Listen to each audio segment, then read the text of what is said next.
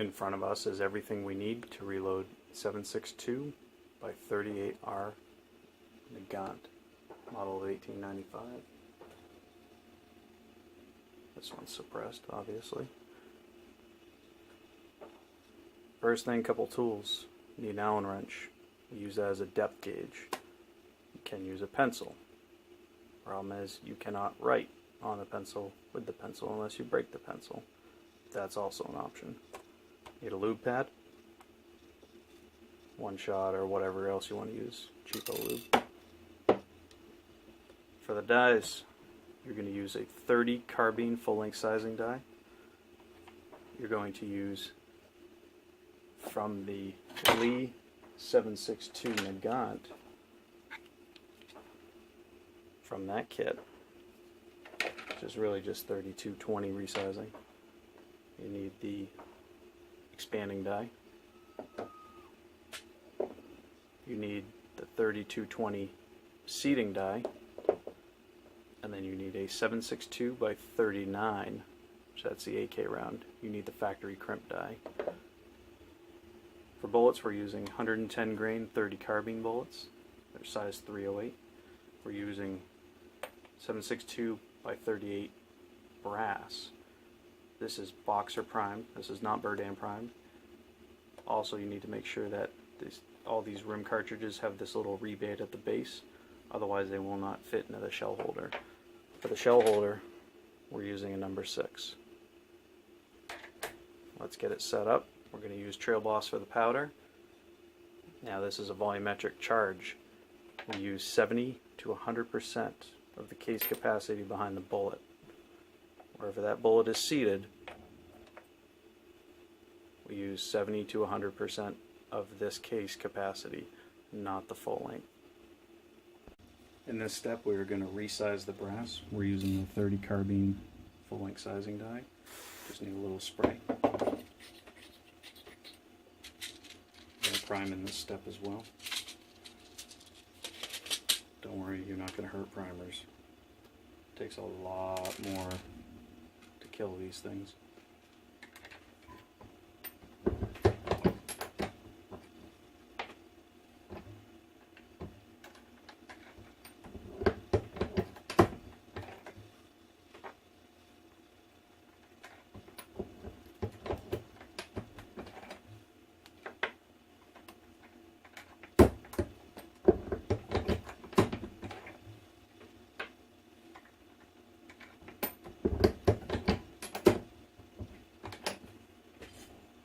Now that all the brass is sized, we're using 3220, really 3220. They say 7.62 by 38, that's a lie.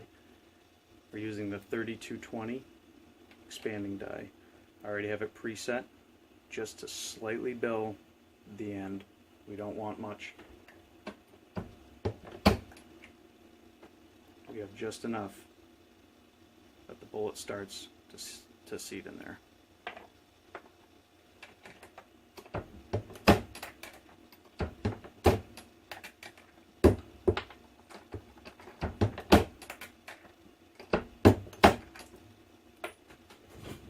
This is the hardest part of the process for most people, just because they don't understand what a volumetric charge is. Volume, the amount of space in something. How much shit can fit inside of something. Either dictionary entry would be fine. What we want to do is we want to keep the bullet slightly recessed below the case mount. If we line all of these up, that now gives us a point at which we're going to shoot for. It's right there. When inserted, this will tell us where we need to be. This now shows the volume of the case. This is 100%. This is 0. 70 to 100% is what we want behind where the bullet will be seated. This bullet is not seated. If I was doing this, this would be 100, this would be 70, this would be 0. We're not going for that. I now have the powder throw set up with Trailboss powder. This is intentionally overcharged. This is up near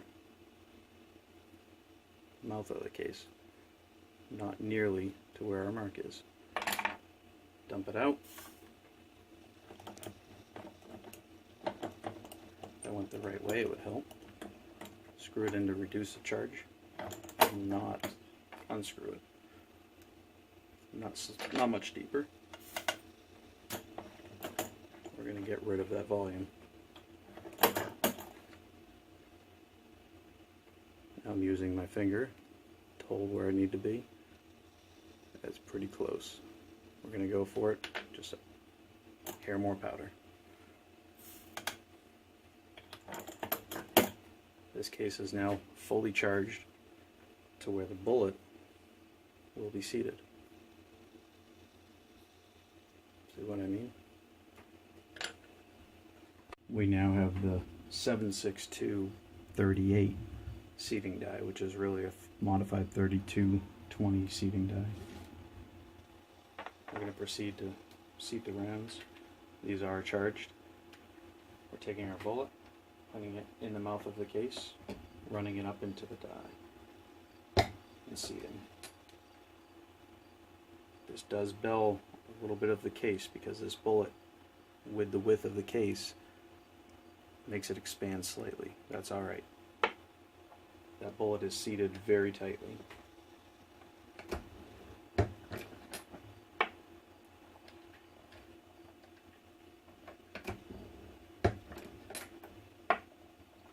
The nice thing about having so much friction when we're doing this is it's going to hold that bullet there. So if you don't want to use Trailboss, sometimes these bullets, if they're undersized, they can sink down. If you use Trailboss, it never can sink down because it's at 100% unless you put it down to 70. This round is seated perfectly, slightly below the case mouth. There's no chance of it falling out. It's in there very tightly. This one actually did not bulge quite as much as some of the previous ones. That one's pretty good. That one's very good. That one's bulged slightly. That one's barely bulged.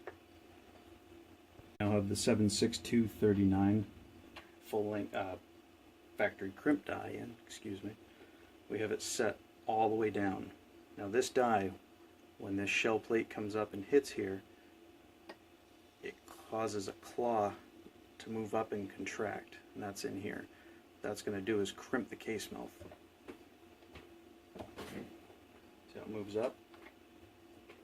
And now it gives us just a slight crimp. Autofocus is killing me on this phone. Hopefully you can see it.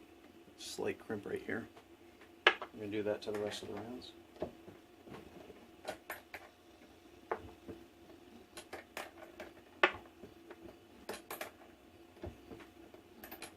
Okay.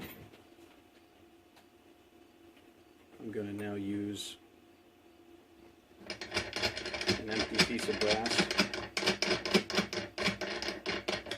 to show you what that's accomplishing. I'm going to run back through the steps real quick. This is just an empty piece of brass. Lube on it. This is our full length sizing die. Sized. It is now no longer primed. I don't need a primer going off behind nothing. This is our expander die. It expanded it. This is our seating die.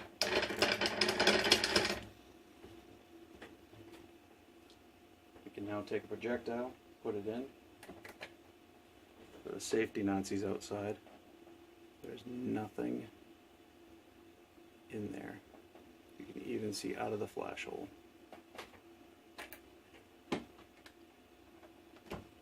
That bullet's seated. There's nothing in there.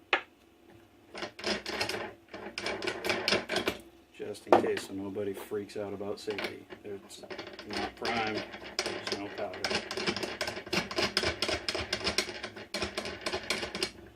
The factory crimp die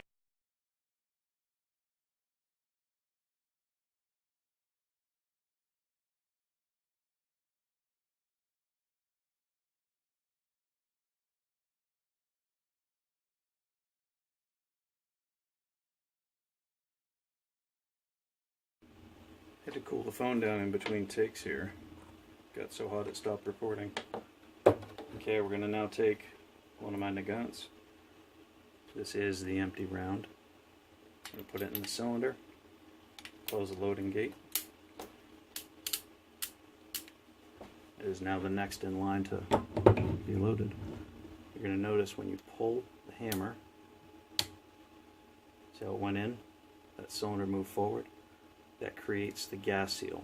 When this round passes through the case mouth, it expands that case mouth slightly, and thus creating a gas seal across the forcing cone with the cylinder.